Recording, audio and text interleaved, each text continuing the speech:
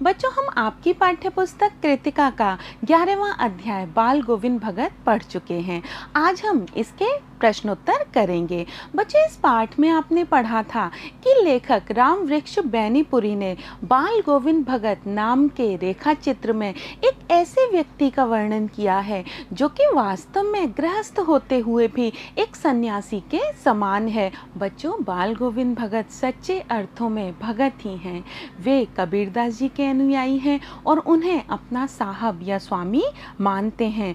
वे जो कुछ भी अपनी खेतों में जो फसल पैदा करते हैं वह उनके दरबार में समर्पित कर देते हैं और वहाँ से प्रसाद के रूप में उन्हें जो कुछ मिलता है उससे अपना जीवन यापन करते हैं।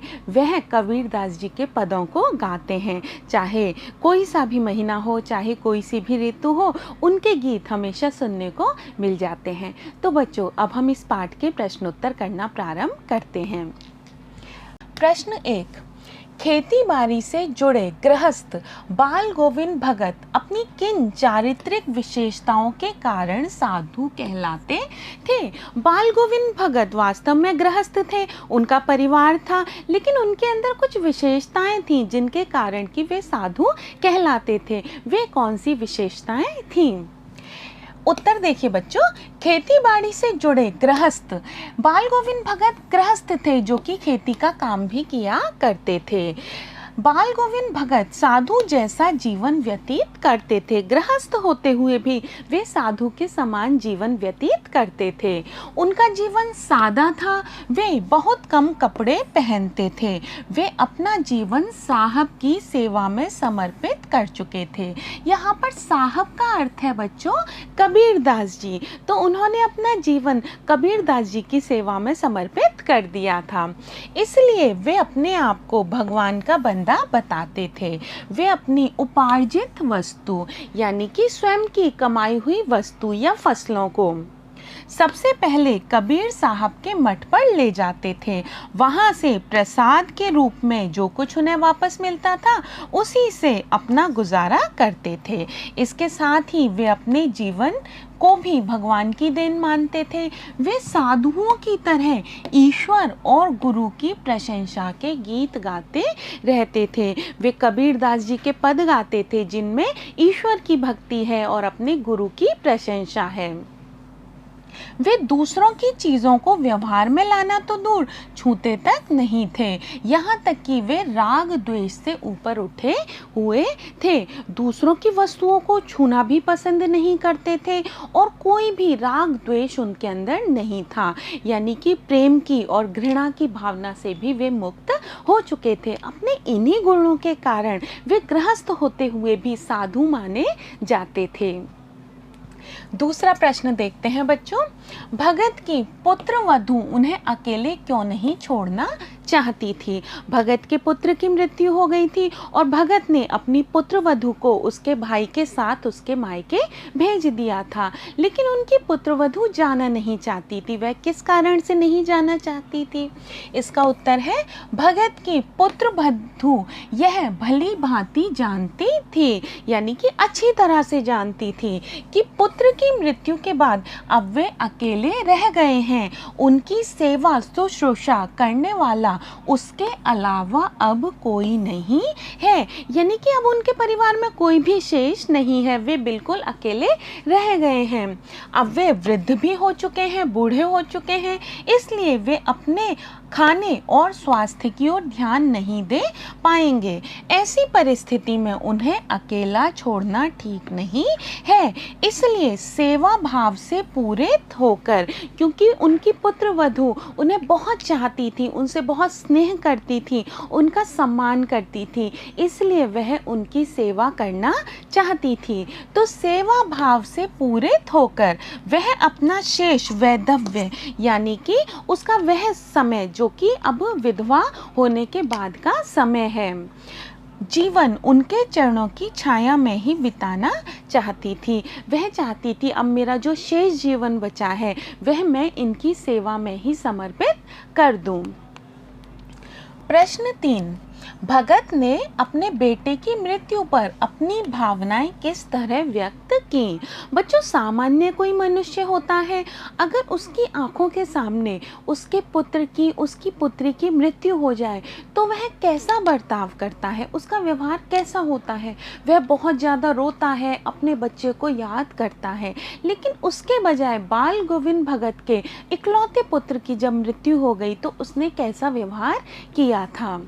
उत्तर: भगत ने अपने बेटे की मृत्यु पर शोक व्यक्त ना करके आनंद की अनुभूति की। बेटे की मृत्यु हो गई थी पर उन्होंने शोक यानी कि दुख व्यक्त नहीं किया, बल्कि आनंद की अनुभूति की थी। वे आनंद मना रहे थे अपने बेटे की मृत्यु होने पर। बच्चों, क्या कोई पिता अपने इकलौते पुत्र की मृत्यु होने पर आनंद मना सकता है? नहीं ना। लेकिन वे ये मानते थे कि उनके पुत्र की मृत्यु नहीं हुई है, बल्कि वह तो एक आत्मा थी जो कि अब परमात्मा में समाहित हो गई है, परमात्मा में मिल गई है, और यह तो खुशी की बात है। क्योंकि उनका मानना था इस संसार में ईश्वर की इच्छा ही सर्वोपरि है। सर्वोपरि यानी कि सबसे ऊपर, सबसे ऊपर तो ईश्वर की ही इच्छा होती है। अब पुत्र की आत्मा परमात्मा के पास चली गई, विरहिणी आत्मा अपने प्रेमी परमात्मा से मिल गई। रहस्यवाद में यह माना जाता है बच्चों कि हमारे अंदर जो आत्मा होती है वह परमात्मा से मिलने के लिए व्याकुल रहती है, और इसी कारण जब तक हम जीवित होते हैं तब तक हमें कष्ट की अनुभूति होती है। लेकिन जब ये आत्मा परमात्मा में समा जाती है तो इस आत्मा के सारे कष्ट मिट जाते हैं। तो उन्हें भी ऐसा लगा जैसे कि आत्मा परमात्मा में समा गई है, तो उनके पुत्र के जितने भी कष्ट थे, जितने भी दुख थे, वे सारे समाप्त हो गए हैं।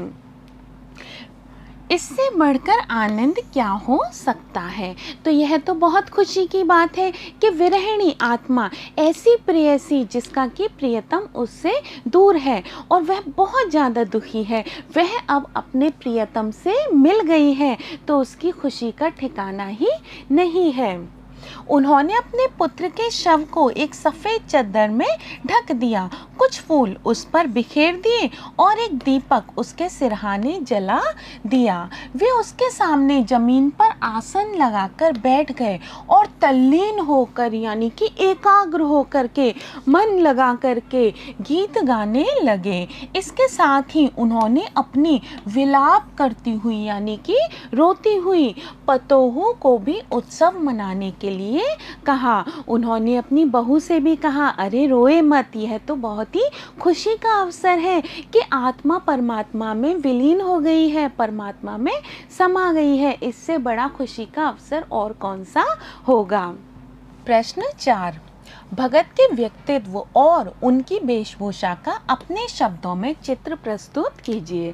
बच्चों, हमने पूरे पाठ में पढ़ा है कि किस तरह से भगत क्या पहना करते थे, क्या खाते पीते थे, कैसे रहते थे। बस हमें वही बताना है, वही चित्र प्रस्तुत करना है।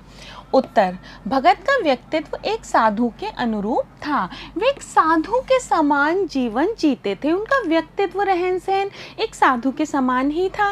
वे 60 वर्ष से ऊपर गोरे चिट्टे और मंझोले कद के व्यक्ति थे। उनकी उम्र 60 वर्ष से ऊपर थी। वे गोरे चिट्टे थे और मंझोले यानी कि मध्यम कद के व्यक्ति थे। ना तो बहुत लंबे थे और ना ही बहुत नाटे थे।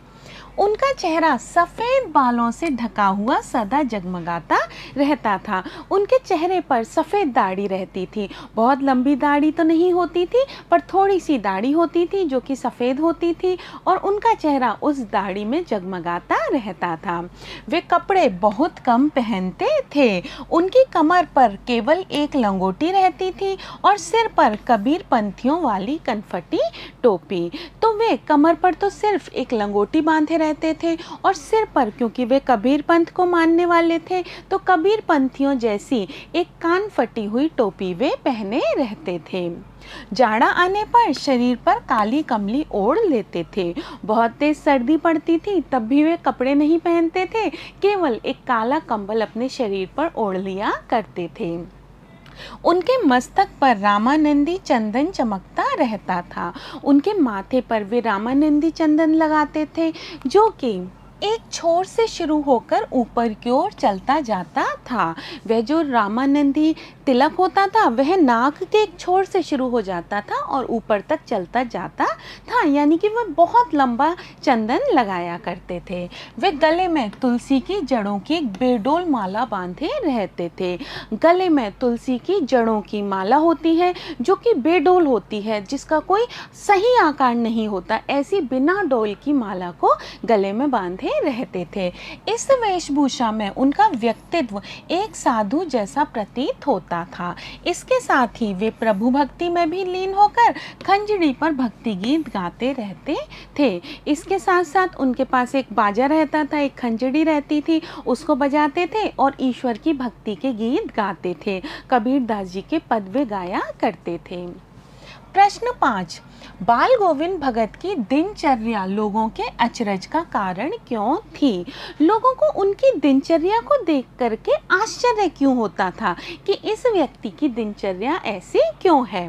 उत्तर, बाल गोविंद भगत की दिनचर्या लोगों के अचरज का कारण इसलिए थी क्योंकि वह बंधे बंधाए ढर्रे पर चलती थी। उनका प्रतिदिन का बिल्कुल समान नियम था, एक ही प्रकार से उनका प्रत्येक दिन व्यतीत होता था। उनकी दिनचर्या सरलता, सादगी और निस्वार्थ भाव से पूरे थी। उनकी जो दिनचर्या थी, उनकी जो रोजमर्रा का जो जीवन था, वह सादगी से, सरलता से और निस्वार्थ भाव से पूरे था। वह अपने काम बिल्कुल ही सादगी, सरलता से करते थे और कोई भी स्वार्थ की भावना उनके अंदर नहीं थी। वे प्रातःकाल उठकर 2 मील दूर स्थित नदी में स्नान करने जाते थे। वापस आने पर वे गांव के बाहर स्थित पोखर के ऊंचे भिंडे पर अपनी खंजरी लेकर जा बैठते। तो पहले तो सुबह उठते ही नदी पर स्नान करने जाते थे और उसके बाद एक स्थान पर बैठ करके अपने भजन, अपने गीत, अपने पद गाया करते थे और खंजरी बजाया करते थे और प्रभु भक्ति के गीत गाया करते थे। उनकी दिनचर्या माघ की सर्दी में भी नहीं बदलती थी। इतनी तेज सर्दी पड़ती थी कि लोगों के दांत किटकिटाते रहते थे, लोग अपने घरों से निकलते ही नहीं थे, लेकिन उनकी दिनचर्या नहीं बदलती थी। उनका नियम था तो वे सुबह जल्दी उठ करके स्नान के लिए जाते थे और बाद में आकर के एक स्थान पर बैठ करके गीत गाया करते थे। आसमान में तारों के दीपक बुझे नहीं कि काली कमली ओढ़े बाल गोविंद भगत खंजड़ी लेकर बैठ जाते और गाते गाते मस्त हो जाते। गाना वे सुबह भी खाते थे और ऐसे ही रात में भी वे गीत गाया करते थे। उनका प्रतिदिन का यही नियम था। गर्मियों में अपने आंगन में ही आसन जमा लेते थे और उनके संगीत के प्रेमी भी वहीं एकत्र हो जाते थे। गर्मियों में अपने घर में ही वे संगीत सभा किया करते थे, अपने आंगन में ही गीत गाया करते थे और उनके गीतों को सुनने वाले वहीं पर एकत्रित हो जाते थे।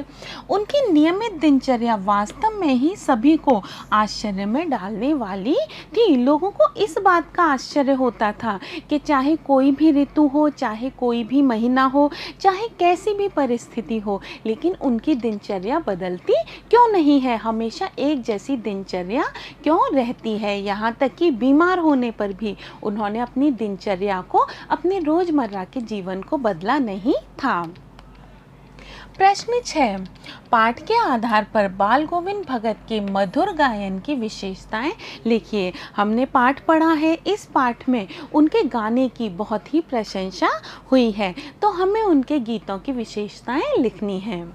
उत्तर, बाल गोविंद भगत अपनी मनोवृत्ति के अनुसार, यानी कि अपने मन के अनुसार, अपने विचारों के अनुसार प्रभु भक्ति के मधुर गीत गाया करते थे। उन्हें जैसे गीत गाने अच्छे लगते थे, जैसा वातावरण होता था, उसी तरह के वे गीत गाया करते थे। सुबह के समय प्रभाती गाया करते थे और शाम के समय संध्या गाया करते थे। एक पद वे पहले गाते थे और उनकी प्रेमी मंडली उसे दोहराती थी। धीरे धीरे उनका स्वर ऊंचा होने लगता जाता और एक निश्चित ताल, एक निश्चित गति में आ जाती। तो उनके गाने का तरीका यह था कि एक पंक्ति वो गाते थे और उसके बाद उनकी जो मंडली होती थी, उनके जो साथ के लोग होते थे, वे आगे की पंक्तियाँ गाते थे और सभी उन गानों में ऐसे डूब जाते थे कि अपनी सुध बुध भी भूल जाते थे। स्वर उतार चढ़ाव से पूरित हो जाता, उनके स्वर में उतार और चढ़ाव आ जाता था। कभी वे बहुत तीव्र गति में गाते थे, कभी धीमे हो जाते थे, यानी कि पूरे उसी में मग्न हो जाते थे। संगीत और गायन का एक ऐसा मधुर आनंदमय वातावरण बन जाता कि खंजड़ी लिए बाल गोविंद नाचने लगते।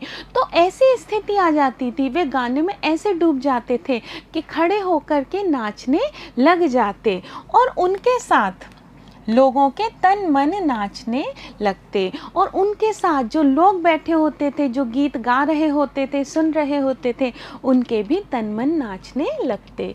इसके साथ ही उनके संगीत के जादुई प्रभाव से खेतों में काम करने वाले किसानों के हाथ और पैर एक विशेष लय में चलने लगते। जब वे खेती का काम कर रहे होते थे तब भी वे गीत गाते थे, पद गाते थे। तो उन गीतों को सुन करके खेतों में काम करने वाले जो लोग होते थे, उनके हाथ भी एक निश्चित गति में चलने लगते थे। यहाँ तक कि चाहे कितनी भी सर्दी हो या गर्मी हो, वह उनके गायन को प्रभावित नहीं कर पाती थी। चाहे सर्दी होती थी, गर्मी होती थी, कोई सा भी मौसम होता था, कोई सा भी महीना होता था, लेकिन वे निश्चित रूप से नियमित समय पर अपने गाना गाया करते थे। प्रश्न 7, कुछ मार्मिक प्रसंगों के आधार पर यह दिखाई देता है कि बाल गोविंद भगत प्रचलित सामाजिक मान्यताओं को नहीं मानते थे, यानी कि जो सामाजिक मान्यताएं सामान्य रूप से प्रचलित होती हैं, चल रही होती हैं, समाज हमारा एक सामान्य रूप से जैसे चल रहा होता है, उनको वे नहीं मानते थे। पाठ के आधार पर उन प्रसंगों का उल्लेख कीजिए। हमें इस पाठ में जो भी ऐसे प्रसंग आए हैं जिनसे पता चलता है कि वह समाज की मान्यताओं को नहीं मानते थे या कम मानते थे, उन प्रसंगों को हमें यहाँ पर बताना है। उत्तर, यह सत्य है कि बाल गोविंद भगत तत्कालीन समाज में प्रचलित मान्यताओं को नहीं मानते थे। उस समय का जो समाज था और उस समाज में जो मान्यताएं चलती थीं, जो रीतियां चलती थीं, उनको वे नहीं मानते थे। इसलिए वे गृहस्थी छोड़कर साधु बनने में विश्वास नहीं करते थे। इसी कारण से उन्होंने अपनी गृहस्थी को नहीं छोड़ा और गृहस्थी को साथ लेकर ही वे साधुओं की तरह जीवन यापन करते रहे। नहीं तो सामान्य रूप से क्या होता है, जो व्यक्ति सन्यासी बन जाता है, साधु बन जाता है, वह अपना परिवार छोड़ देता है, लेकिन उन्होंने ऐसा नहीं किया। वे काम करने पर ही विश्वास करते थे, इसलिए साधु होकर भी वे खेती बाड़ी में ही लगे रहते थे। मन से वे साधु थे, लेकिन फिर भी वे कर्म करने में विश्वास करते थे, इसलिए साधु होते हुए भी खेती बाड़ी का काम किया करते थे। वे किसी की मृत्यु पर विचलित भी नहीं होते थे। मृत्यु होने पर वे परेशान नहीं होते थे, बल्कि क्या मानते थे कि यह तो खुशी का अवसर है कि आत्मा परमात्मा में समा गई। अपने पुत्र की मृत्यु पर उसके शव को चादर से ढककर उस पर फूल बिखेरकर स्वयं गीत गाने बैठ गए थे। यह बिल्कुल ही समाज की मान्यताओं के विपरीत बात है कि पुत्र की मृत्यु होने पर भी उन्होंने गीत गाए थे। यहाँ तक कि उन्होंने पतोहू को भी रोने के लिए मना किया था। वे मृत्यु को एक उत्सव ही मानते थे। उन्होंने अपनी पतोहू के हाथों से ही पुत्र के शव को आग दिलाई और पतोहू को उसके भाई के साथ उसके मायके भेज दिया।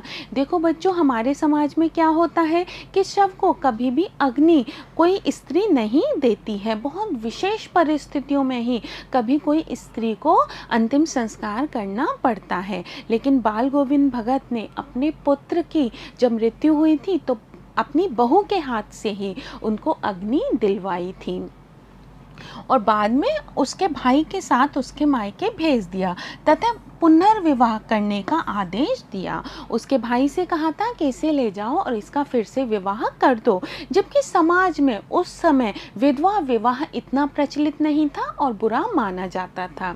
इस प्रकार ये सामाजिक मान्यताओं की चिंता नहीं करते थे। इससे हमें ऐसा लगता है कि समाज की जो मान्यताएं थी उनकी वे परवाह नहीं किया करते थे। वे वही काम करते थे जिन कामों को करना उन्हें ठीक लगता था। प्रश्न 8, धान की रोपाई के समय समूचे माहौल को भगत की स्वर लहरियां किस तरह चमत्कृत कर देती थीं? उस माहौल का शब्द चित्र प्रस्तुत कीजिए। तो जब धान की रोपाई हो रही होती थी और उस समय बाल गोविंद भगत का गीत शुरू हो जाता था, तो कैसे वातावरण चमत्कृत करने वाला हो जाता था। उस वातावरण पर क्या प्रभाव बाल गोविंद भगत के गीत का पड़ता था, इसका शब्द चित्र आपको प्रस्तुत करना है। यानी कि शब्दों के माध्यम से उस दृश्य का चित्र हमें बनाना है। उत्तर, धान की रोपाई के समय बाल गोविंद भगत की स्वर लहरियां समूचे माहौल को चमत्कृत कर देती थीं। उसी का एक शब्द चित्र यहाँ प्रस्तुत है। आषाढ़ की रिमझिम है। आषाढ़ का महीना है जिसमें कि बारिश होती है। तो आषाढ़ के महीने में बारिश हो रही है, तेज गर्मी में बारिश हो रही है। समूचा गांव खेतों में उतर पड़ा है और पूरा का पूरा गांव खेतों में उतर आया है। यानी कि पूरे गांव के लोग खेतों में काम कर रहे हैं। कहीं हल चल रहे हैं, कहीं रोपनी हो रही है, कहीं पर कोई किसान हल चला रहा है और कहीं पर धान की रोपाई हो रही है, धान को रोपा जा रहा है। धान के पानी भरे खेतों में बच्चे उछल रहे हैं। धान के खेत जिनमें पानी भरा होता है, जिनमें रोपाई हो रही होती है, उन खेतों में बच्चे उछल उछल कर खेल रहे होते हैं। औरतें कलेवा लेकर मेंढ पर बैठी हैं। जो स्त्रियां होती हैं वे कलेवा यानी कि सुबह का नाश्ता लेकर के उनके किनारे पर बैठी हैं, खेतों के किनारे पर बैठी हैं। आसमान बादल से घिरा, धूप का नाम नहीं, ठंडी पुरवाई चल रही है। आसमान में बादल ही बादल हैं, धूप बिल्कुल भी नहीं है और ठंडी ठंडी पुरवाई यानी कि हवा चल रही है। ऐसे ही समय आपके कानों में एक स्वर तरंग झंकार सी कर उठी। ऐसे समय में आपके कानों को एक गीत की आवाज़ सुनाई देती है। यह क्या है, यह कौन है, यह पूछना ना पड़ेगा। लेकिन सबको मालूम है कि यह गीत की आवाज़ कहाँ से आ रही है। यह पूछना नहीं पड़ता कि यह कौन गा रहा है। बाल गोविंद भगत समूचा शरीर कीचड़ में लिथड़े अपने खेत में रोपनी कर रहे हैं, क्योंकि बाल गोविंद भगत भी तो वहाँ पर हैं, वे भी तो अपने खेत में काम कर रहे हैं। उनकी अंगुली एक एक धान के पौधे को पंक्तिबद्ध खेत में बिठा रही है। उनकी उंगली लगातार चल रही है, एक एक धान का पौधा खेत में बिठाया जा रहा है। उनका कंठ एक एक शब्द को संगीत के जीने पर चढ़ाकर कुछ को ऊपर स्वर्ग की ओर भेज रहा है और उनका जो गाना है वह संगीत को अपने स्वर पर चढ़ा करके धीरे धीरे कुछ को तो स्वर्ग की ओर भेज रहा है यानी कि ऊपर भेज रहा है और कुछ को इस पृथ्वी की मिट्टी पर खड़े लोगों के कानों की ओर और कुछ संगीत की ध्वनियाँ इस पृथ्वी पर खड़े हुए लोगों के कानों में भी पहुंच रही हैं। बच्चे खेलते हुए झूम उठते हैं, बच्चे नाचने लग जाते हैं। मेंढ पर खड़ी औरतों के होठ कांप उठते हैं। जो औरतें खड़ी होती हैं उनके होठ भी कांप उठते हैं, उनका मन भी गीत गाने का होने लगता है। ये गुनगुनाने लगती हैं। हलवाहों के पैर ताल से उठने लगते हैं। हल चलाने वालों के जो पैर होते हैं वे भी उस गीत की धुन के साथ, उसकी ताल के साथ उठने लगते हैं। रोपनी करने वालों की उंगलियां एक अजीब क्रम से चलने लगती हैं। जो धान के पौधों को रोप रहे होते हैं उनकी जो उंगलियां होती हैं वे भी एक अजीब क्रम से चलने लगती हैं, एक नए क्रम से चलने लगती हैं। बाल गोविंद भगत का यह संगीत है या जादू। तो जैसे ही बाल गोविंद भगत का संगीत शुरू होता है पूरे वातावरण पर एक जादू सा हो जाता है, सब में परिवर्तन हो जाता है। तो ऐसा लगता है कि यह बाल गोविंद भगत का संगीत है या फिर जादू है। प्रश्न 9, पाठ के आधार पर बताइए कि बाल गोविंद भगत की कबीर पर श्रद्धा किन किन रूपों में प्रकट हुई। बच्चों यह तो हम जानते ही हैं कि वे कबीरदास जी पर बहुत श्रद्धा करते थे, लेकिन किन रूपों में उनकी श्रद्धा प्रकट होती है, वह किस प्रकार से उनके प्रति अपनी श्रद्धा, अपने स्नेह को, अपने सम्मान को प्रकट करते हैं। उत्तर, बाल गोविंद भगत के मन में कबीर के प्रति अपार श्रद्धा थी, बहुत अधिक श्रद्धा थी। उन्होंने अपनी श्रद्धा निम्न रूपों में प्रकट की। पहला, उन्होंने अपने आप को कबीर के प्रति समर्पित कर दिया था। उन्होंने अपने जीवन को कबीरदास जी के लिए समर्पित कर दिया था। वे कबीर को ही साहब मानते थे, कबीरदास जी को ही अपना स्वामी या अपना साहब मानते थे, अपना गुरु मानते थे। वे कबीर के आदर्शों पर ही अपना जीवन चलाते थे। उनका पूरा जीवन कबीर की शिक्षाओं पर और कबीरदास जी के आदर्शों के आधार पर ही चलता था। इसलिए वे गृहस्थ होते हुए भी संसार के आकर्षणों से दूर रहते थे। इसलिए गृहस्थ होते हुए भी, परिवार के साथ रहते हुए भी, संसार के जो आकर्षण होते हैं, जो हमें अपनी ओर खींचते हैं, उनसे वे मुक्त रहते थे। इसके साथ ही वे व्यवहार में खरे थे। वे लोगों के साथ खरा व्यवहार करते थे, यानी कि बिल्कुल साफ सुथरा व्यवहार करते थे। दूसरा, बाल गोविंद भगत हमेशा कबीर के भजन गाते थे और कबीर पंथियों जैसी कनफटी टोपी लगाते थे। हमेशा उनके भजन गाते थे क्योंकि उनके भक्त थे, उनके शिष्य थे, और उन्हीं की जैसी कनपटी टोपी लगाते थे जो कि कबीर पंथ के लोग लगाते हैं। तीसरा, उनके खेत में जो कुछ भी पैदा होता था उसे वे एक कबीर पंथी मठ को समर्पित कर देते थे और प्रसाद रूप में उन्हें जो मिलता था उससे ही वे अपना जीवन यापन करते थे। तो अपनी पूरी फसल को वे कबीरदास जी के एक मठ को समर्पित कर देते थे और वहाँ पर प्रसाद के रूप में उनको कुछ प्राप्त होता था, उसी से अपना गुजारा चलाया करते थे। चौथा, बाल गोविंद भगत ने भी कबीर के आदेश अनुसार अपनी आत्मा की आवाज़ का व्यवहार किया। जिस तरह से कबीरदास जी भी अपनी आत्मा की आवाज़ को माना करते थे, उसी तरह से बाल गोविंद भगत भी अपनी आत्मा की आवाज़ के अनुरूप ही व्यवहार करते थे। उन्होंने वही किया जो उन्हें उचित और हितकारी लगा। वे वही काम करते थे जो कि उचित होते थे और लोगों के हित में अच्छे होते थे। प्रश्न 10, आपकी दृष्टि में भगत की कबीर पर अगाध श्रद्धा के क्या कारण रहे होंगे? बच्चों, ऐसे कौन से कारण थे जिनके कारण कि बाल गोविंद भगत कबीरदास जी में इतनी श्रद्धा रखते थे, इतना विश्वास रखते थे?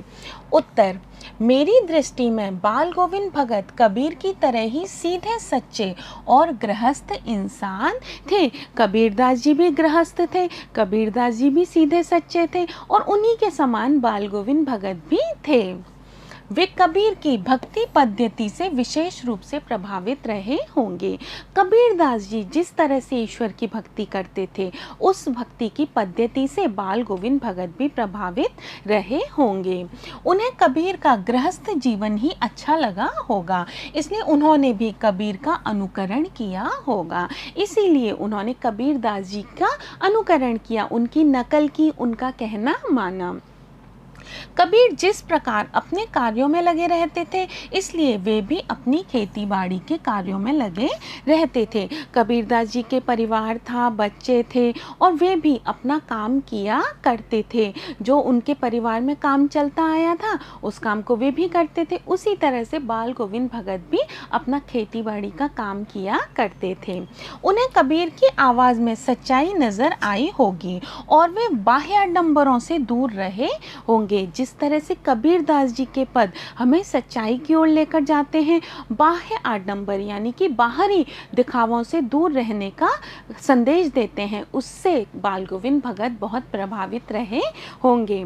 उन्होंने कबीर को अपना गुरु मानकर अपनी अगाध श्रद्धा उनके प्रति प्रकट की होगी।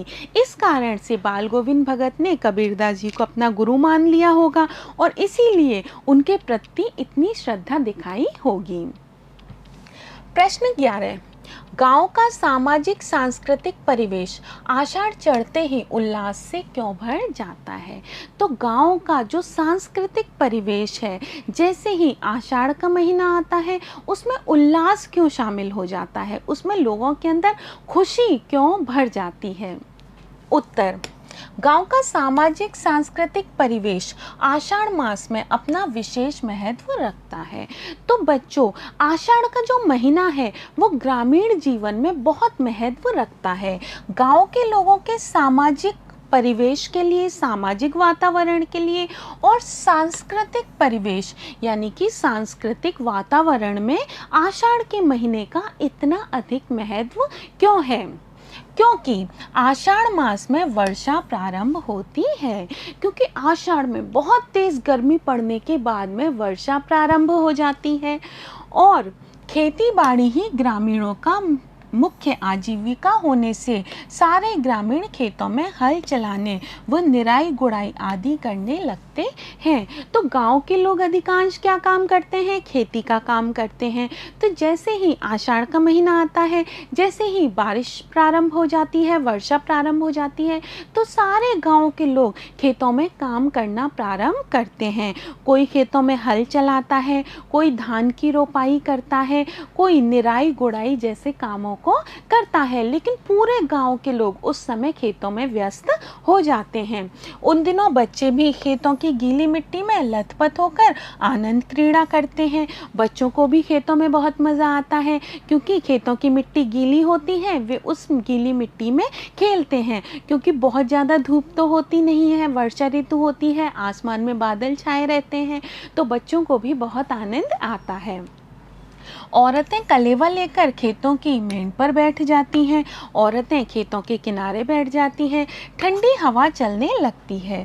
गांव के लोग फसलों की आशा में उल्लास से भर जाते हैं। गांव के लोगों को लगता है हम इतनी मेहनत कर रहे हैं तो बहुत ही अच्छी फसल हमारी होगी और उनके अंदर बहुत ज़्यादा उल्लास, बहुत ज़्यादा खुशी पैदा हो जाती है। संगीत की स्वर लहरियाँ गूंजने लगती हैं। ऐसी स्थिति में बाल गोविंद भगत के गाने गूंजने लगते हैं, उनके पद गूंजने लगते हैं। गांव का सारा सामाजिक सांस्कृतिक वातावरण उल्लास से भर जाता है और गांव का जो सारा सामाजिक सांस्कृतिक वातावरण होता है वह भी बहुत ही खुशी से और उल्लास से भर जाता है। लोगों के हृदय प्रसन्न हो जाते हैं। प्रश्न 12, ऊपर की तस्वीर से यह नहीं माना जाए कि बाल गोविंद भगत साधु थे। बाल गोविंद भगत का जो रहन सहन था, जो वेशभूषा थी, उसे देखकर कोई भी ये सोच सकता है कि वे साधु थे, लेकिन उससे हम यह नहीं मानेंगे कि वे साधु थे। क्या साधु की पहचान पहनावे के आधार पर की जानी चाहिए? आप किन आधारों पर यह सुनिश्चित करेंगे कि अमुक व्यक्ति साधु है? हम कैसे ये मानेंगे कि वह व्यक्ति साधु है? उत्तर देखिए बच्चों, हमारे देश में साधु की पहचान प्राय उसकी वेशभूषा से की जाती है। हम किसी व्यक्ति को देखते हैं तो उसके कपड़ों को देख करके हम अंदाज़ा लगाते हैं कि यह तो साधु है। भगवा वस्त्र धारण करना, जो साधु होते हैं वे भगवा वस्त्र पहने रहते हैं। दाढ़ी जटा बढ़ाना, उनकी दाढ़ी खूब बड़ी होती है, उनके सिर के बाल भी लंबे लंबे होते हैं। कमंडल खप्पर रखना, उनके हाथ में कमंडल और खप्पर होता है। तिलक छापा लगाना इत्यादि रूप से उनकी आमतौर पर पहचान होती है। तो हमें कोई ऐसा व्यक्ति दिखता है जिसने कि गेरुए वस्त्र पहने होते हैं, हाथ में कमंडल होता है, तिलक लगाया होता है, तो हम उसे क्या मानते हैं? हम उसे साधु मान लेते हैं। परंतु हमारे विचार से साधु की पहचान उसके आचरण से करनी चाहिए। लेकिन साधु की पहचान उसके कपड़ों से नहीं होनी चाहिए, बल्कि उसके आचरण यानी कि उसके व्यवहार से होनी चाहिए। जो व्यक्ति परोपकारी, जो दूसरों का उपकार करने वाला हो, दूसरों का भला करने वाला हो, माया मोह से मुक्त, जो कि मोह माया से मुक्त हो, किसी से बहुत प्रेम नहीं करता हो और किसी के प्रति मन में घृणा की भावना ना रखता हो, स्पष्टवादी यानी कि साफ बोलने वाला, सत्यवादी, बिल्कुल सत्य बोलने वाला, निर्लोभ, जिसके अंदर कोई भी लोभ नहीं हो, एवं सभी व्यसनों से मुक्त हो और जिसके अंदर कोई भी बुराइयां नहीं हो, कोई भी व्यसन नहीं करता हो, जो आत्मा एवं परमात्मा के रहस्य को जानता हो, जो आत्मा और परमात्मा के विषय में जानता हो और आस्तिक हो। आस्तिक यानी कि ईश्वर में विश्वास करने वाला, ईश्वर में विश्वास करता हो, ऐसे व्यक्ति को ही हम साधु मानेंगे।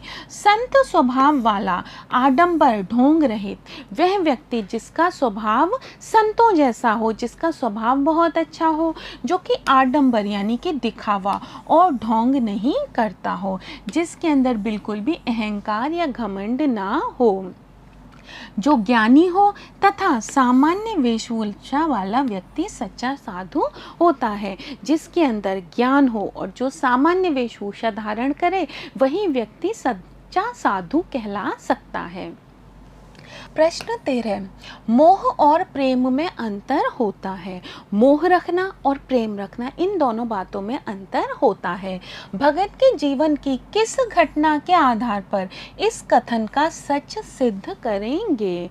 भगत के जीवन में कौन सी घटना हुई जिससे कि हमें इसका सच मालूम चलेगा? उत्तर, मोह में अंधता होती है।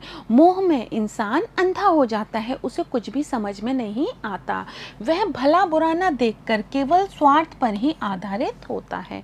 मोह में मनुष्य किसी का भला बुरा नहीं देखता बल्कि अपना स्वार्थ देखता है। जिससे मोह रखता है उसे अपने पास रखना चाहता है।